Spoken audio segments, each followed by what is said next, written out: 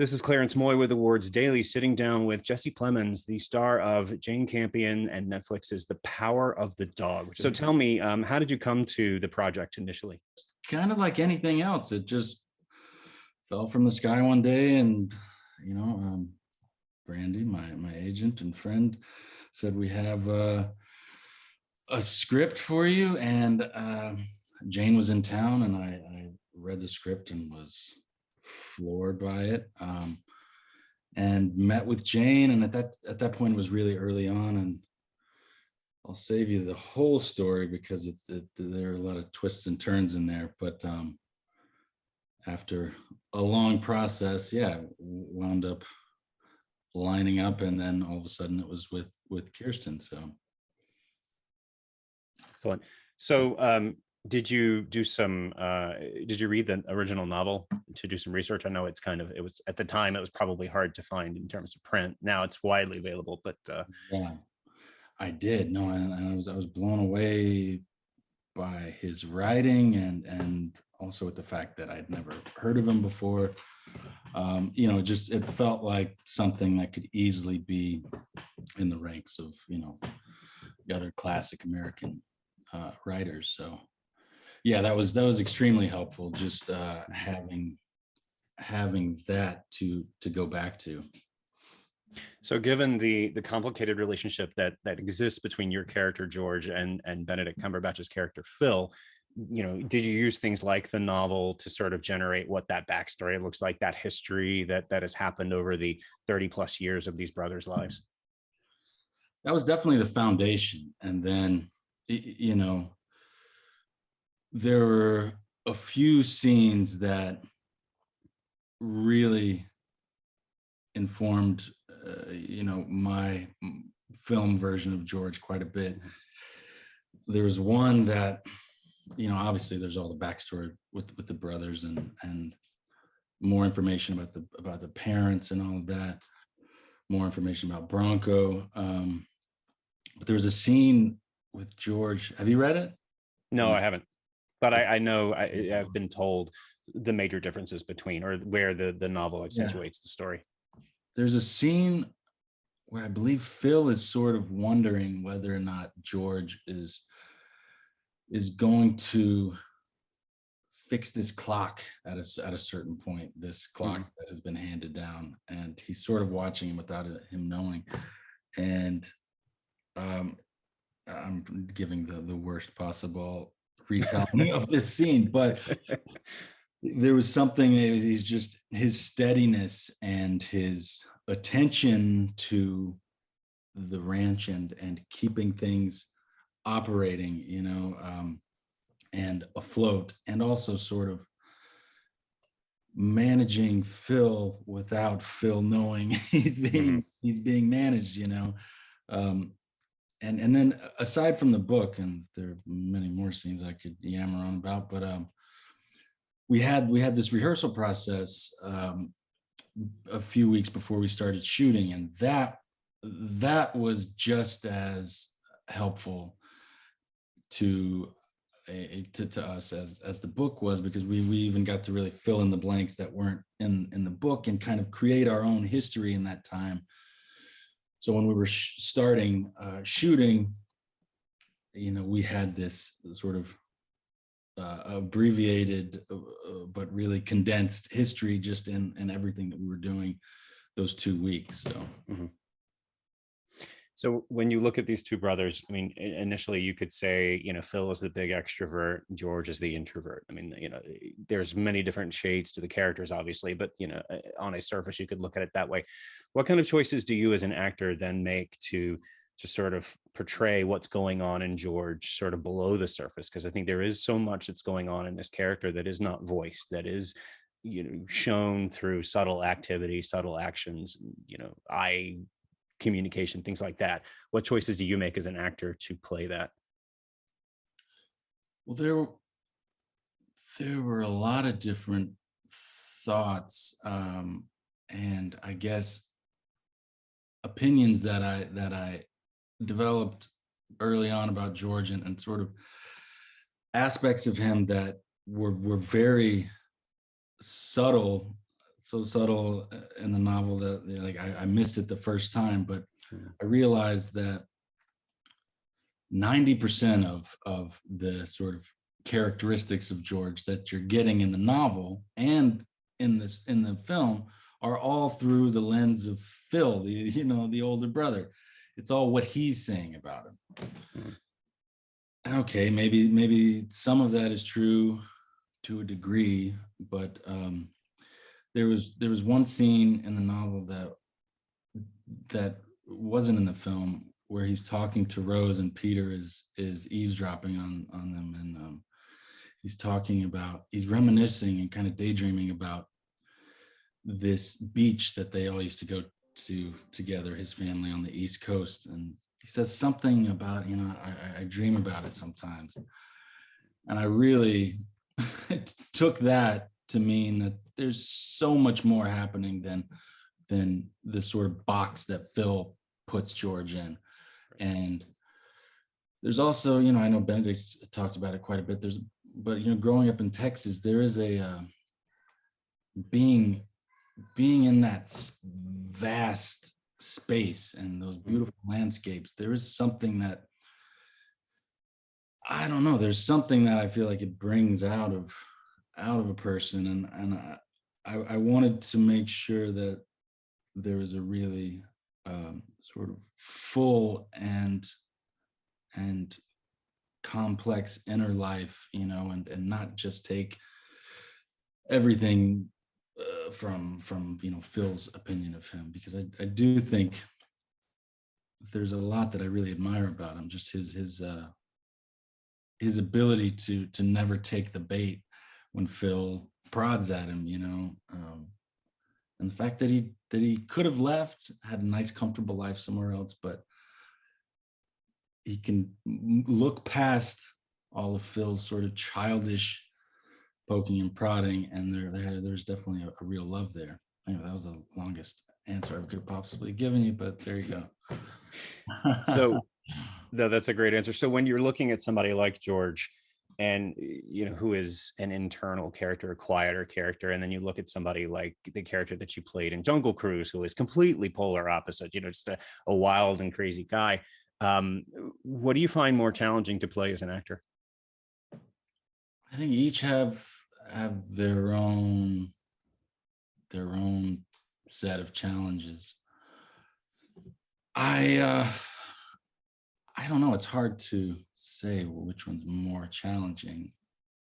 It's just so different. It's like kind of apples and oranges, and also the film around the character. It's just so different, like a different sort of pursuit entirely, kind of.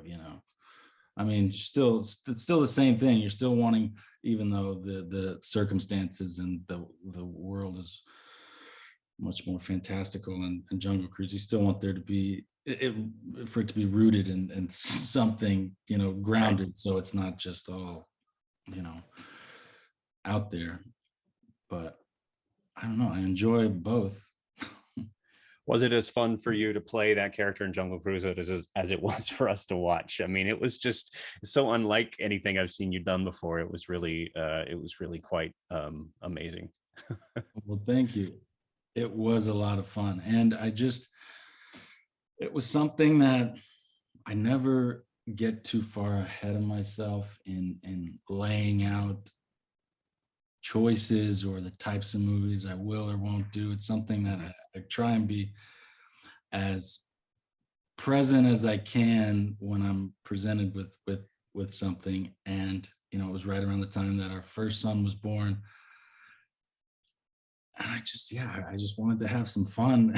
And the Disney villain is in its own kind of class, and I kind of just wanted to see if I could do it, Yeah, I think you pulled it off beautifully. I mean, the range is incredible, to go from Jungle Cruise to Power of the Dog and do both things well. So it just kudos to you. Thank you. So you mentioned working with Kirsten on this on Power of the Dog, who plays Rose, obviously your character's wife in the film. You're also a partner in your real life. Tell me about working with her. This is not the first time you've worked with her, obviously, but tell me about working with her on this film. it's just it I mean, it's so hard to not sound cheesy, but it is kind of the dream, because trust is such a it is so connected in my mind to being able to really sort of put yourself out there and be comfortable and relaxed and taking risks and all of that. And obviously, when you're working with your partner that you love, it makes it all the more easy to do that. And it was also fun because it was we had only worked together as Ed and Peggy in sort of Fargo land, and so it was fun to see how our work translated together in this very different Jane Campion world. But she's just remarkable. And still, there are two moments. There's one in Fargo where I was supposed to be dead, and she was supposed to run out of this meat locker crazed, and my eyes were closed, and so I couldn't see it, so I was just hearing it. And then I got them to show me on playback, and it was like one of the best moments that I've ever gotten to witness on a set. And there was an equally great moment when she runs out and sees Peter and Phil riding off, where it's just like the first take. Everyone on that set, sort of the hairs on your neck stand up. Yeah, it's astounding. So George is positioned as the good brother, Phil is positioned as the bad brother. But when you go back and watch the film again, you see George actually steps out for a good while when Rose is struggling with Phil, when she's struggling with isolation there. Do you see the character in terms of making good choices or bad choices, in terms of that experience, and how he sort of didn't protect her is not the right word, but he didn't, he wasn't there for her. Yeah. I think there's maybe a few parts to that answer. I think it's looking from my perspective, from my perspective, obviously it's very easy to see what's happening. Granted, he was gone quite a bit, and there were a few moments where I think I pop up in the sort of second half of the film that Jane, I believe, took out, because she wanted that to be more clear that I was gone quite a bit, wasn't privy to everything. But like the dinner scene, it's obvious what he's doing to her.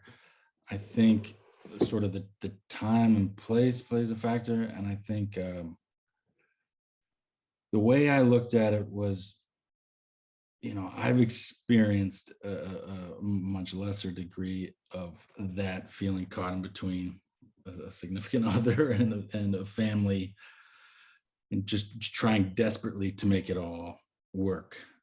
And I think George, if he has one sort of flaw, I think he was a little slow to do something about it.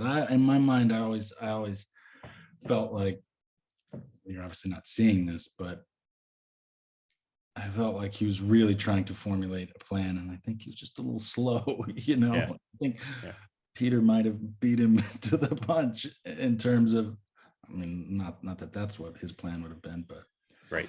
I just think he kind of froze in it, and didn't know how to make it work, and maybe thought time will take care of this.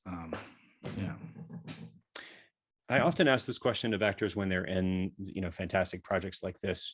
I've been told every actor takes something away from every performance that they give. What will you take away, or what did you take away from George in Power of the Dog? Hopefully his patience. It was, I think what I admired most about him, the scene that really stands out at least the experience of shooting it, was this scene in the barn after Rose has given away the hides and Phil has lost it, and he's just yelling in my face. And it was so, I've never experienced anything quite like it, filming it, to just like really take all of that on. And like I said earlier, to not be baited by this anger. And there's something I found sort of spiritually, even though he's it's not something that is overt, but there's something spiritually kind of evolved about George, and kind of stoic in a way, where I think maybe when he was younger, it must have gotten to him at one point or another, at one point in time. But I think he so operated from a place of knowing the real Phil, and knowing that this is just like dealing with him like a child, in some ways. And so, yeah, that aspect of him, I really admired, and will definitely come in handy if I can hold on to that, because I have 2 kids. So yeah, that's a key. That's very key yeah. for being a parent.